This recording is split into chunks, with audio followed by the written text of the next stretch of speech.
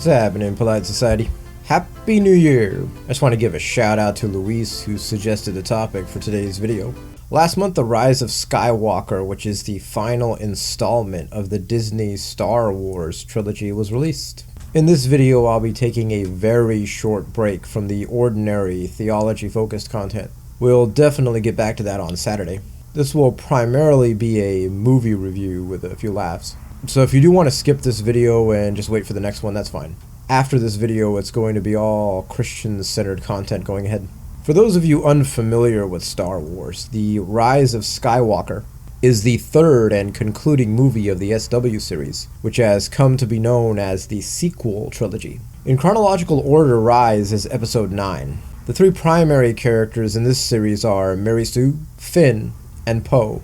In this last film, the plot centers around the three leading characters making a last stand against the evil First Order led by the most menacing screen villain of all time, Kylo Ren. At the same time, our heroic triumvirate are attempting to track down the whereabouts of the recently resurrected Emperor. Okay, now that you have that very basic plot overview, let's move into the narrative of the film as well as the criticism. And my friends, there is a whole lot of criticism. As just mentioned, Emperor Palpatine is back. How, you ask? Because even if you're a semi-moderate Star Wars fan, then you probably saw Return of the Jedi.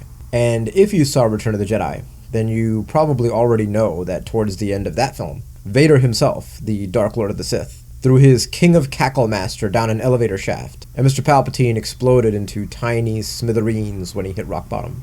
So then how could our late Sith Master possibly still be alive and well? And the explanation for that conundrum? Yes, that's correct. No explanation is provided. Why worry about it? All the fake news media sites are going to describe this movie as being the best thing since sliced bread anyway. So let's just put that question out of our pretty little heads. Anyways, the rebellious, traitorous, fierce, and super ingenious Kylo Ren discovers the location of the Dark Robe One's secret hangout, which is a hidden planet in the unknown region somewhere. I wonder how far it was from the unknown regions that the First Order crawled out of. I digress. The non-combusted Emperor has a hidden fleet of mega-powerful Star Destroyers, and I'm talking mega-powerful. More on that later. So the not-so-dead Palpatine says that he is in fact the creator of Snoke and the First Order. He adds that his super fleet is the Final Order. Yeah. He smiles and the Star Destroyers rise up out of the icy surface of the planet. How do highly technologically dependent starships buried under ice for 30 years come out fully functional, you ask? I don't know. Why did the Emperor not utilize said super powerful arsenal at the Battle of Endor? I don't know. Moving on. If you were paying close attention, then you may have noticed that earlier I referred to our leading lady as Mary Sue. I know what you're thinking. Her name is Rey. Ah, see, that's where you're wrong. It's definitely Mary Sue. And henceforth in this video, whenever the lovely Miss Daisy Ridley does things which make absolutely no explicable sense to any rational person, the answer is quite simple. She's Mary Sue.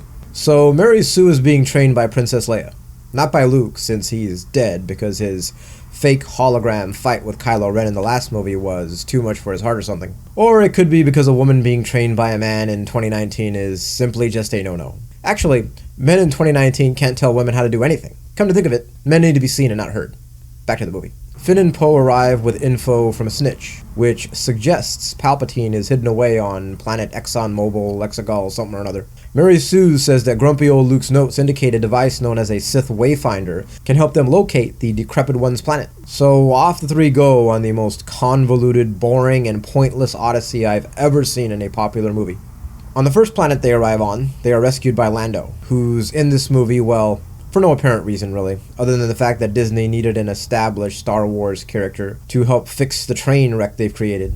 Lando tells the trio the Wayfinder's last known location. But at this point, because of some weird Skype Force connection that Kylo and Mary Sue have, the former is able to pinpoint Mary's location. In fact, while Mary Sue is on foot, Kylo moves in on her in his TIE fighter.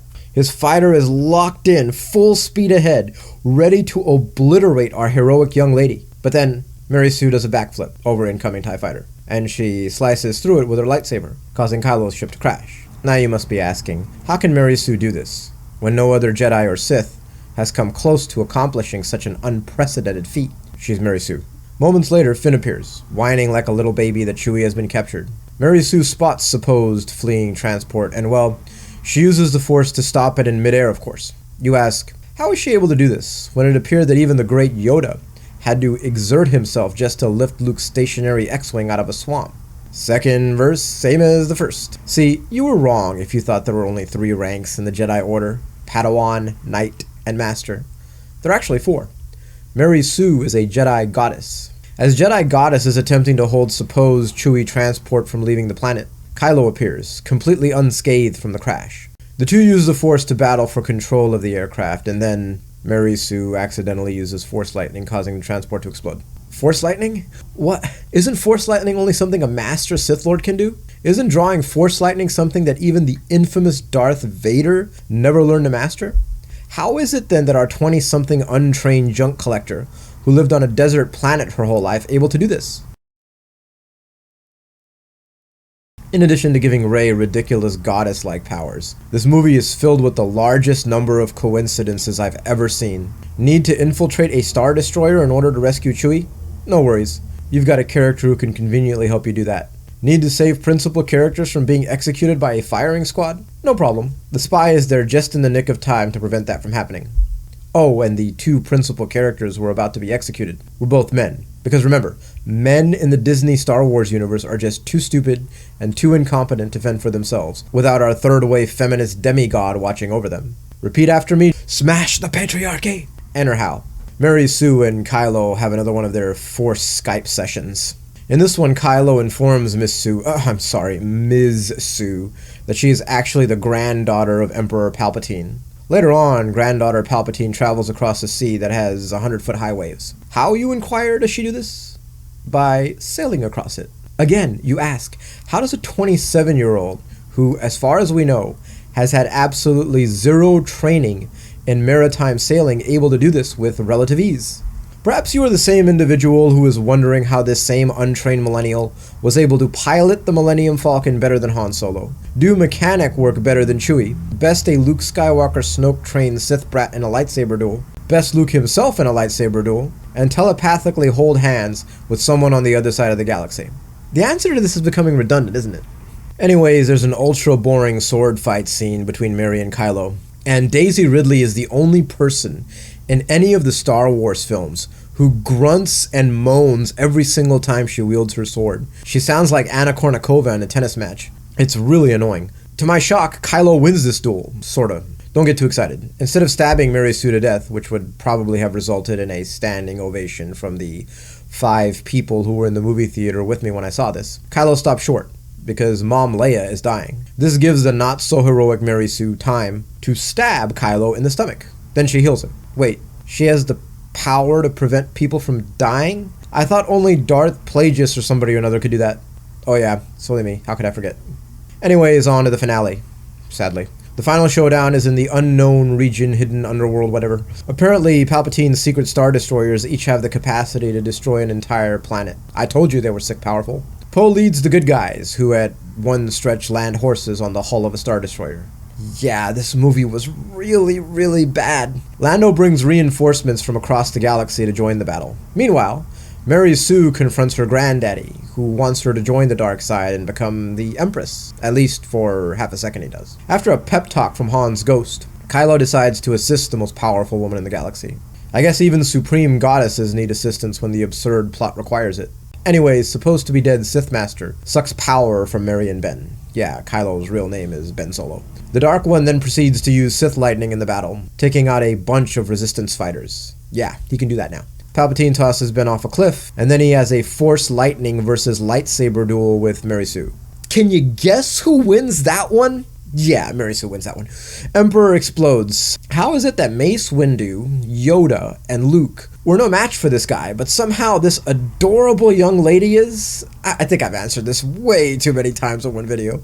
Instead of ending the movie with everyone celebrating together, JJ decided to relegate that to penultimate status, and the actual ending takes place on Tatooine instead. An old lady asks our leading lady what her name is, and she replies, Rey Skywalker.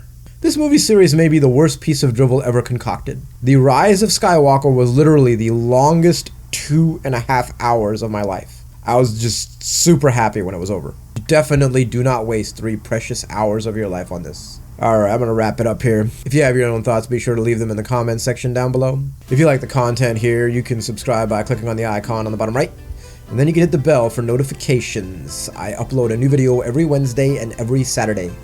Happy New Year once again. I will see you all in the next video. God's blessings.